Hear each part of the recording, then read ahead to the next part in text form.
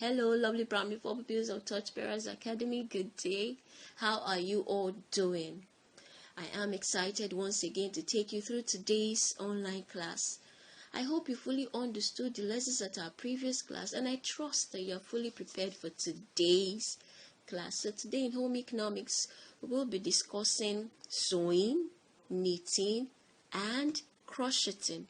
So first of all, what is sewing? Now, sewing is the process or act of making what? Garment or household items using sewing machine and thread, or simply a needle and wool thread. Now, when we say garment, we mean a piece of cloth or an attire. Okay? Now, moving on to knitting. Now, knitting is the process of making articles by using two knitting pins and yarn. Now, there are different types of knitting pins, but you can make use of the one you're comfortable with, just as we have yarns of different colors. Now, moving on to crocheting.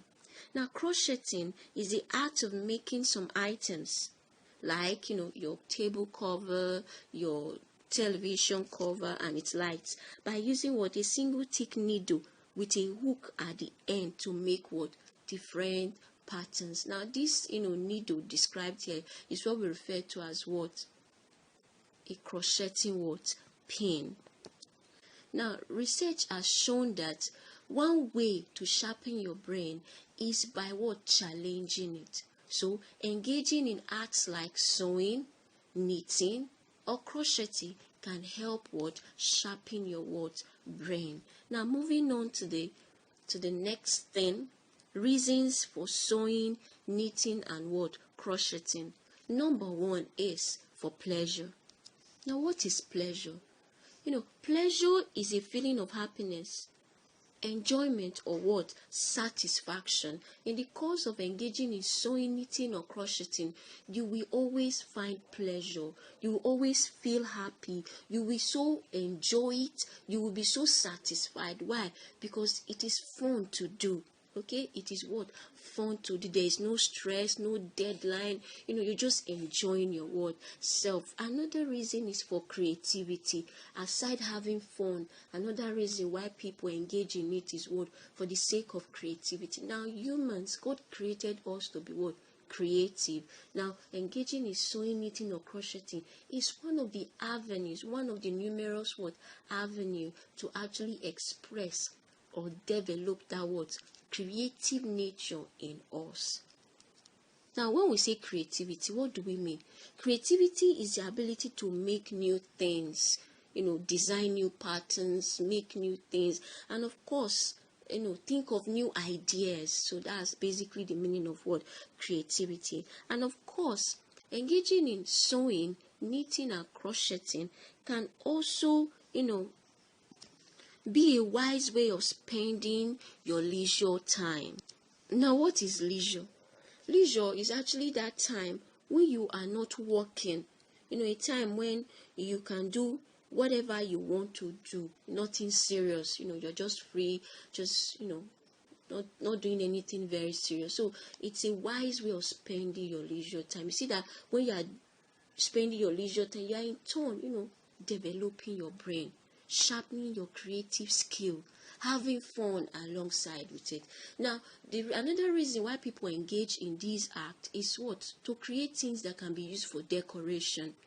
You are able to, come up with things that can be used as decoration. Of course, after making these things, you can actually sell them for money. So people engage in it as well to make money. So you can do it as well. Even as a child, you can do it, okay, and sell. You make cool cash of your own. Now, moving on, we're going to look at some of the tools used in these acts, and their uses as well as ways to take care of them. One, you have your sewing machine.